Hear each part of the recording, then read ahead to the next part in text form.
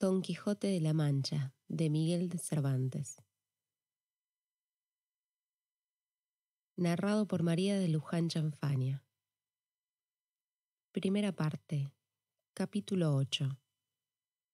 Del buen suceso que el valeroso Don Quijote tuvo en la espantable y jamás imaginada aventura de los molinos de viento, con otros sucesos dignos de feliz recordación. En esto descubrieron 30 o 40 molinos de viento que hay en aquel campo, y así como Don Quijote los vio, dijo a su escudero: La aventura va guiando nuestras cosas mejor de lo que acertáramos a desear, porque ves allí, amigo Sancho Panza, donde se descubren 30 o pocos más desaforados gigantes, con quien pienso hacer batalla y quitarles a todos las vidas, con cuyos despojos comenzaremos a enriquecer, que esta es buena guerra y es gran servicio de Dios, quitar tan mala simiente de sobre la faz de la tierra. ¿Qué gigantes?, dijo Sancho Panza. Aquellos que allí ves, respondió su amo, de los brazos largos que los suelen tener algunos de casi 2 leguas. Mire vuestra merced, respondió Sancho, que aquellos que allí se parecen no son gigantes, sino molinos de viento, y lo que en ellos parecen brazos son las aspas, que volteadas del viento hacen andar la piedra del molino. Bien parece, respondió Don Quijote, que no estás cursado en esto de las aventuras. Ellos son gigantes, y si tienes miedo, quítate de ahí y ponte en oración en el espacio que yo voy a entrar con ellos en fiera y desigual batalla.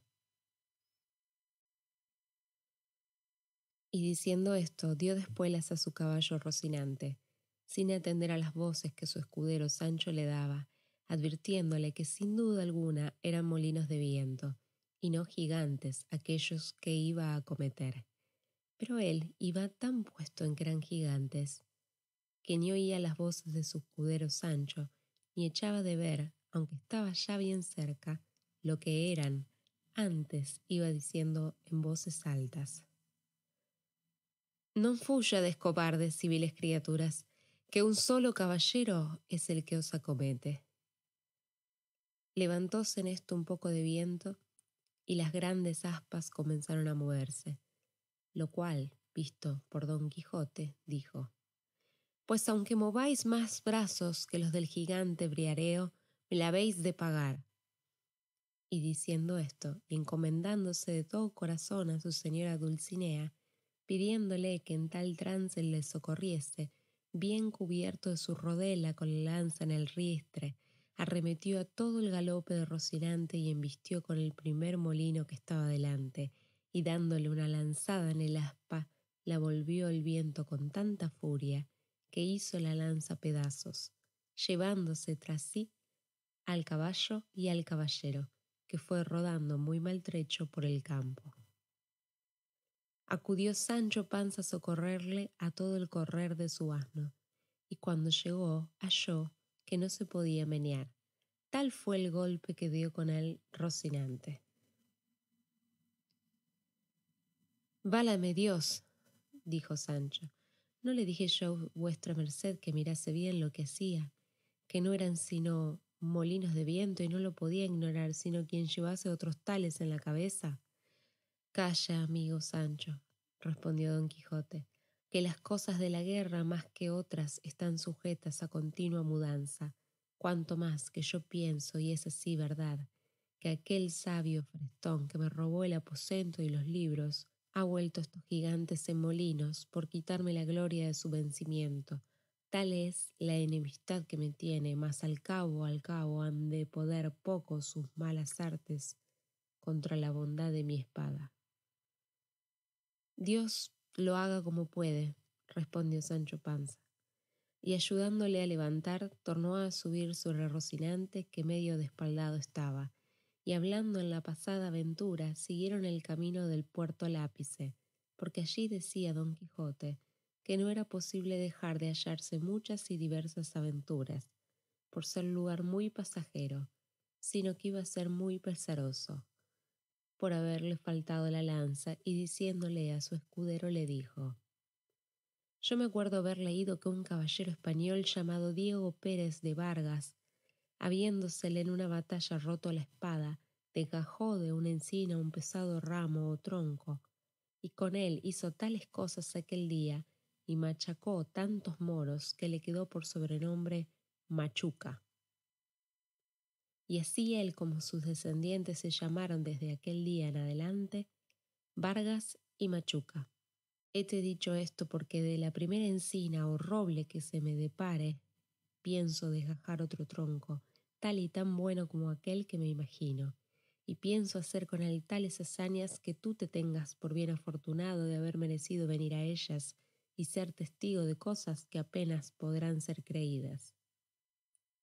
A la mano de Dios, dijo Sancho, yo lo creo todo así como vuestra merced lo dice, pero enderécese un poco, que parece que va medio de lado y debe de ser del molimiento de la caída. Así es la verdad, respondió don Quijote, y si no me quejo del dolor es porque no es dado a los caballeros andantes quejarse de herida alguna, aunque se les salgan las tripas por ella. Si eso es así, no tengo yo que replicar, respondió Sancho, pero sabe Dios si yo me holgara que vuestra merced se quejara cuando alguna cosa le doliera.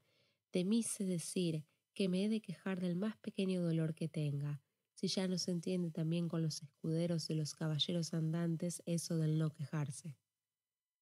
No se dejó de reír don Quijote de la simplicidad de su escudero, y así le declaró que podía muy bien quejarse como y cuando quisiese, sin gana o con ella, que hasta entonces no había leído cosa en contrario en la orden de caballería. Díjole Sancho que mirase que era hora de comer. Respondióle su amo que por entonces no le hacía menester, que comiese él cuando se le antojase. Con esta licencia se acomodó Sancho lo mejor que pudo sobre su jumento, y sacando de las alforjas lo que en ellas había puesto, iba caminando y comiendo detrás de su amo muy de su espacio.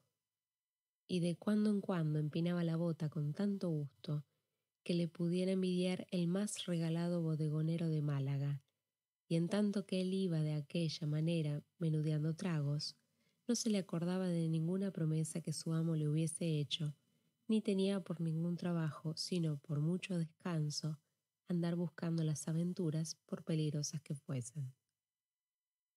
En resolución, aquella noche la pasaron entre unos árboles, y del uno de ellos desgajó don Quijote un ramo seco que casi le podía servir de lanza, y puso en él el hierro que quitó de la que se le había quebrado.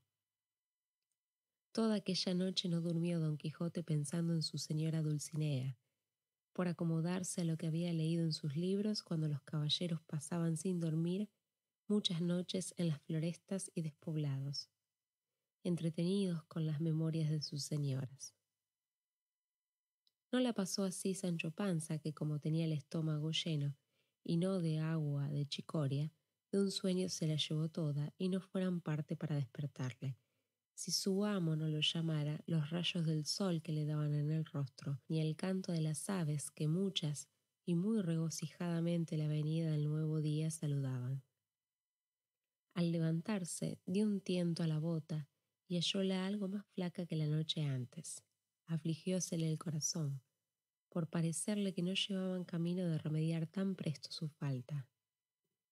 No quiso desayunarse don Quijote, porque, como está dicho, dio en sustentarse de sabrosas memorias. Tornaron a su comenzado camino del Puerto Lápice, y a obra de las 3 del día le descubrieron.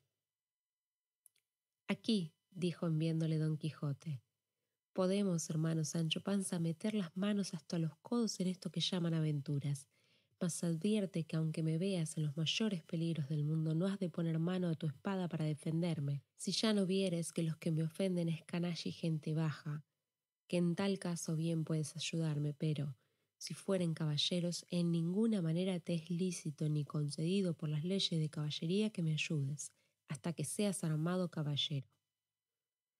Por cierto, señor, respondió Sancho, que vuestra merced será muy bien obedecido en esto, y más que yo de mío me soy pacífico y enemigo de meterme en ruido ni pendencias. Bien es verdad que en lo que tocare a defender mi persona, no tendré mucho cuenta con esas leyes, pues las divinas y humanas permiten que cada uno se defienda de quien quisiese agraviarlo.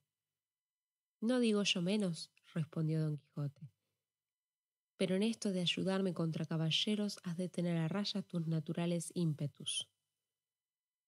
Digo que así lo haré, respondió Sancho, y que guardaré ese preceto tan bien como el día del domingo.